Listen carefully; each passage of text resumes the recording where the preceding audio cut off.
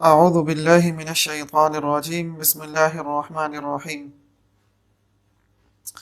وَلَقَدْ يَسَّرْنَا الْقُرْآنَ لِلذِّكْرِ فَهَلْ مِن مُّدَّكِرٍ صدق اللہ العظیم ان اللہ وملائکتہ یصلون علی النبی یا ایہا الذین آمنوا صلوا علیہ وسلموا تسلیما اللہم صل علی محمد وآلہ وعطرتہ بعدد کل معلوم لک۔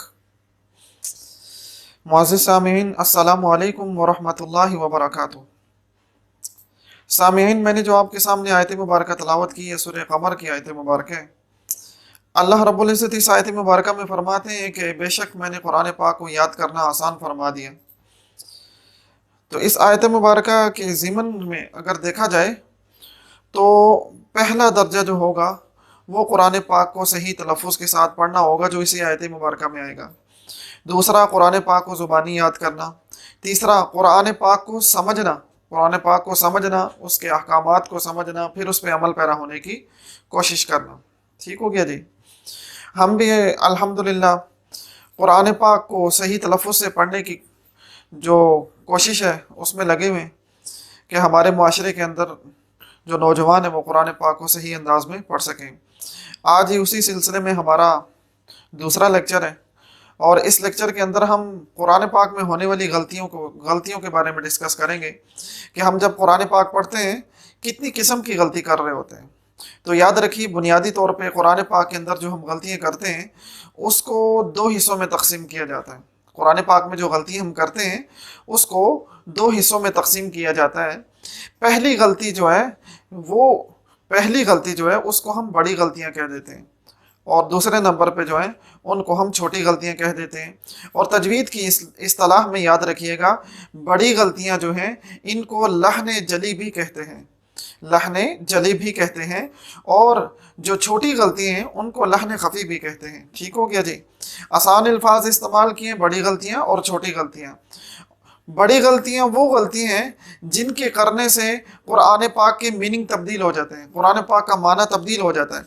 مشرق کا مغرب بن جائے گا، شمال کا جنوب بن جائے گا، مذکر کا مؤنث بن جائے گا۔ کہنے کا مقصد یہ ہے کہ معنی تبدیل ہو جاتا ہے، بس اوقات اس قدر تبدیل ہوتا ہے کہ انسان کفر تک جا پہنچتا ہے، نعوذ باللہ من ذالک۔ ٹھیک ہے جی؟ دوسری ہیں چھوٹی غلطیاں۔ چھوٹی غلطی وہ غلطی ہے جس کے کرنے سے قرآن پاک کا معنی تو تبدیل نہیں ہوتا، لیکن یاد رکھیے گا قرآن پاک کی خوبصورتی جو ہے وہ ختم ہو جاتی ہے۔ چھوٹی غلطیاں جو ہیں ان کے کرنے سے قرآن پاک کی خوبصورتی ختم ہو جاتی ہے۔ آئیے سب سے پہلے دیکھتے ہیں کہ بڑی غلطیاں جو ہم کرتے ہیں ان کے اندر کیا چیزیں ہیں، ان کے اندر کیا چیزیں ہیں۔ دیکھیے کہ ذرا، بسم اللہ الرحمن الرحیم۔ بڑی غلطیاں، سب سے پہلے بڑی غلطیاں ہیں جن کو ہم لحن جلی بھی کہتے ہیں۔ بڑی غلطیوں کے اندر سب سے پہلے اعراب کی غلطی آتی ہے۔ ہم عجم کے رہنے والے لوگ ہیں، ہم عجمی ہیں، اور آپ نے دیکھا ہوگا ہمارے گھروں کے اندر قرآن پاک جو ہے اگر آپ اس کو کھول کے دیکھیں تو ان کے اوپر اعراب لگے ہوئے ہیں، زبر ہیں، زیر ہیں، پیش ہیں، مشدد یعنی شد ہے، وہاں اسی طرح سے مد ہے، یہ مختلف قسم کے سائنس بنے ہوئے ہیں۔ ٹھیک ہے جی؟ ان کو اعراب کہتے ہیں۔ پہلی غلطی قرآن پاک کے اندر اعراب کی ہوتی ہے۔ اعراب کی غلطی کے اندر ہم زبر کی جگہ زیر پڑھ دیں، زیر کی جگہ پیش پڑھ دیں، جہاں پہ مشدد جہاں پہ شد تھی اس کی جگہ شد کو ہٹا دینا، اس تبدیلی سے قرآن پاک کے میننگ تبدیل ہو جاتے ہیں۔ تو پہلی غلطی اعراب کی غلطی ہوتی ہے جس کے کرنے سے قرآن پاک کا معنی تبدیل ہو جاتا ہے، یہ بڑی غلطیوں کے اندر آتی ہے۔ دوسرے نمبر پہ دیکھیے، دوسرے نمبر پہ مخرج کی غلطی آتی ہے۔ دوسرے نمبر پہ مخرج کی غلطی آتی ہے، اور پہلے لیکچر میں نے بتایا تھا مختصر انداز میں کہ مخرج جو ہے یہ حرف کے ادا ہونے کی جگہ کو کہتے ہیں۔ مخرج حرف کے ادا ہونے کی جگہ کو کہتے ہیں، اور عربک کے اندر ٹوٹل 29 حروف ہیں، اور ان کو ادا کرنے کے لیے 17 مخارج ہوتے ہیں۔ تا کی جگہ قا پڑھ دیا جائے، قاف کی جگہ کاف پڑھ دیا جائے، ہا کی جگہ ہا پڑھ دیا جائے، معنی تبدیل ہو جاتا ہے۔ یہ جو چیز ہے یہ مخرج کے اندر آئے گی، یہ جو چیز ہے مخرج کے اندر آئے گی۔ اور اعراب کی نسبت اگر کمپیریزن کیا جائے اعراب کا اور مخرج کا، تو ہمارے معاشرے کے اندر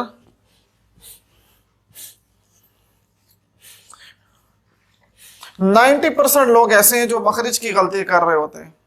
اعراب کی غلطی بہت معمولی ہے، نہ ہونے کے برابر۔ اس کی وجہ یہ ہے کہ ہمارے قرآن پاک کے اوپر اعراب موجود ہوتی ہیں، تو زیادہ غلطی جو کی جاتی ہے قرآن پاک کے اندر، بڑی غلطیوں کے اندر، وہ مخرج کی غلطی ہوتی ہے، وہ مخرج کی غلطی ہوتی ہے، جس کی تعداد 90% ہے۔ 90% تک لوگ ہیں جو یہ والی غلطی کر رہے ہوتے ہیں، اور یہ سچ ہے، اور یہ سچ ہے۔ اسی طرح سے تیسرے نمبر پہ جو ہمارے معاشرے میں غلطی کی جاتی ہے وہ ہے مجہول پڑھنا، قرآن پاک کو مجہول پڑھنا۔ جس حرف کو جتنا کھینچنا ہے، جتنا اس کو لمبا کرنا ہے، اس کی مقدار سے ہٹ کے زیادہ لمبا کر دینا، جو یہ مجہول کہلاتا ہے، ٹھیک ہے جی۔ جیسے مثال کے طور پہ درست انداز میں اگر سورہ فاتحہ کی تلاوت کی جائے تو اس طرح کریں گے: الحمدللہ رب العالمین الرحمن الرحیم مالک یوم الدین ایاک نعبد و ایاک نستعین اہدنا الصراط المستقیم صراط الذین انعمت علیہم۔ یہ درست انداز ہے، ٹھیک ہے جی۔ اگر میں اسی کو پڑھنا شروع کر دوں: الحمدللہ رب العالمین الرحمن الرحیم مالک یوم الدین ایاک نعبد و ایاک نستعین، یہ انداز جو ہے قرآن پاک کے جو حروف ہیں ان کو لمبا کر دینا، کھینچتے چلے جانا، کسی کو چھوٹا پڑھ دینا، کسی کو بڑا پڑھ دینا، یہ قرآن پاک کو مجہول پڑھنا ہوتا ہے۔ اگر اس طریقے سے قرآن پاک کو پڑھا جائے، اس طریقے سے پڑھنے سے بھی قرآن پاک کا معنی تبدیل ہو جاتا ہے۔ جہاں پہ زبر ہے وہاں پہ کھڑی زبر ہو جائے گی، جہاں پہ پیش ہے، جہاں پہ مد ہے، اس کی جگہ چھوٹا کر دیں گے۔ یہ یعنی کہ یہ جو انداز ہے اس کو مجہول کہتے ہیں۔ اس انداز میں پڑھنے سے بھی قرآن پاک کا معنی تبدیل ہو جاتا ہے۔ نیکسٹ دیکھیے، نیکسٹ ہے وقف، ٹھیک ہے جی۔ ہمیں پتہ ہے قرآن پاک کے اندر مختلف سائنز ہوتے ہیں، جہاں پہ آیت مبارکہ مکمل ہو رہی ہوتی ہے وہاں پہ یہ چیز ہوتی ہے۔ کہیں پہ آپ نے دیکھا ہوگا چھوٹا سا تو بنا ہوگا، کہیں پہ آپ نے دیکھا ہوگا آیت مبارکہ کے اوپر یہ چیز بنی ہوگی۔ یہ اس قسم کے جو سائنز ہیں اور بھی بہت سارے ہیں، اور بھی بہت سارے ہیں، جیسے جیم ہے، چھوٹا سا جیم ہوتا ہے۔ اس قسم کے جو سائنز ہیں جن کے اندر بتایا جاتا ہے، ہر سائن کا اپنا ایک مطلب ہوتا ہے وقف کے بارے میں۔ تو اگر ایسی جگہ ہے جہاں پہ وقف نہیں کرنا، بعض مقامات ایسے ہیں جہاں پہ منع کیا گیا سختی سے یہاں پہ نہ رکیں، اگر وہاں پہ رک لیا جائے تو قرآن پاک کا معنی تبدیل ہو جاتا ہے۔ اور اسی طرح سے بعض جگہیں جہاں پہ لازماً رکنا ہوتا ہے وہاں پہ نہ رکا جائے تب بھی معنی تبدیل ہو جاتا ہے۔ یہ ہمارے پاس آخری درجہ ہے جس میں اگر تبدیلی کی جائے، جس کے اندر تھوڑی بہت غلطی کی جائے تو قرآن پاک کا معنی تبدیل ہو جاتا ہے۔ یہ جو ساری چیزیں ہم نے ڈسکس کی یہ بڑی غلطیوں کے اندر آتی ہیں۔ اعراب کی غلطی، مخرج کی غلطی، مجہول پڑھنا قرآن پاک کو، اسی طرح سے وقف کی غلطی، یہ تمام غلطیاں جو ہیں بڑی غلطیوں کے اندر آتی ہیں، ٹھیک ہے جی۔ اب اسی طرح آ جائیے چھوٹی غلطیوں پہ۔ چھوٹی غلطیوں کے اندر دیکھا جائے تو میں نے پہلے بتایا کہ چھوٹی غلطیاں وہ غلطیاں ہیں جن کے کرنے سے قرآن پاک کا معنی تو تبدیل نہیں ہوتا، جن کے کرنے سے قرآن پاک کا معنی تو تبدیل نہیں ہوتا لیکن قرآن پاک کی خوبصورتی ختم ہو جاتی ہے۔ جیسے پہلی مثال لیجیے، غنہ۔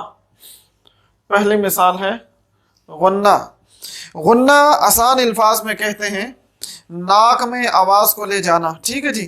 غنے کے اندر ہم لوگ کیا کرتے ہیں، ایک مخصوص ٹائم کے لیے آواز کو، جو ہمارا مخرج ہے اس کو ہم لوگ ناک کے اندر لے کے جاتے ہیں، آواز کو چھپاتے ہیں، ٹھیک ہے جی۔ آواز کو ہم لوگ ناک کے اندر لے کے جاتے ہیں، اس کو غنہ کہتے ہیں۔ جیسے ہم پڑھتے ہیں الف لام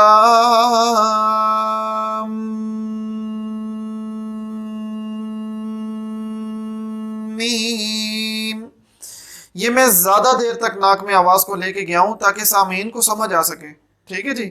یہ ہوتا ہے ناک میں آواز کو لے کے جانا، ناک میں آواز کو لے کے جانا۔ دیکھیے کہ دوبارہ لے کے جاتا ہوں، الف لام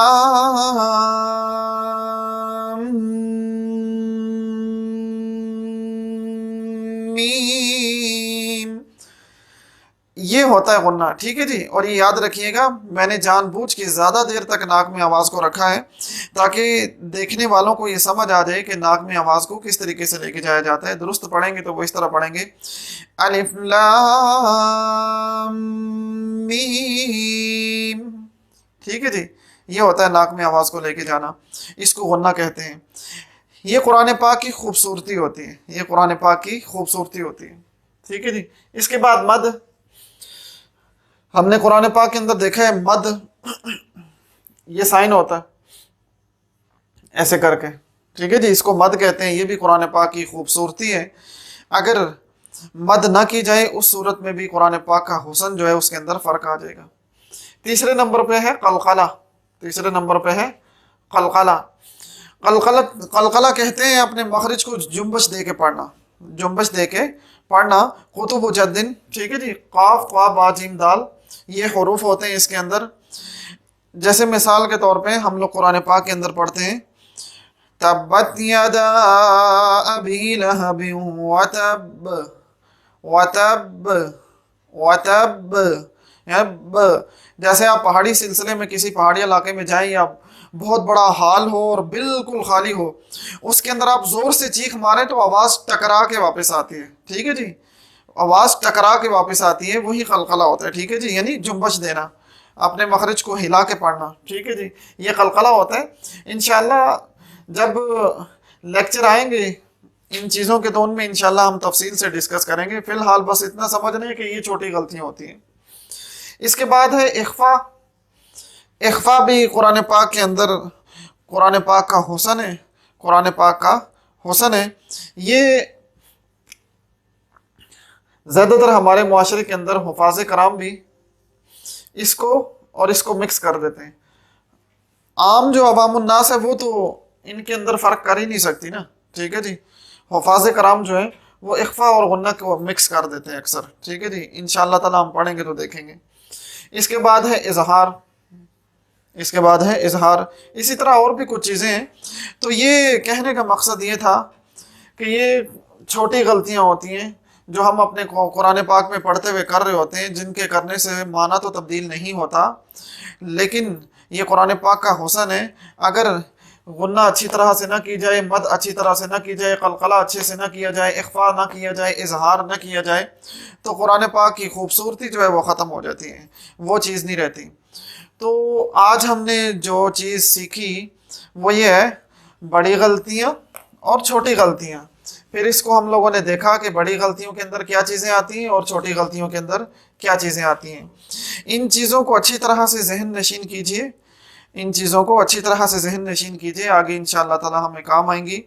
اللہ رب العزت سے دعا ہے کہ اللہ تعالی ہمیں قرآن پاک کو اچھے طریقے سے پڑھنے کی توفیق عطا فرمائے، پھر قرآن پاک کو سمجھنے کی توفیق عطا فرمائے۔ اللہ تعالیٰ قرآن پاک میں نازل ہونے والے احکامات پہ ہمیں عمل کرنے کی توفیق عطا فرمائے۔ وآخر دعوانا ان الحمد للہ رب العالمین۔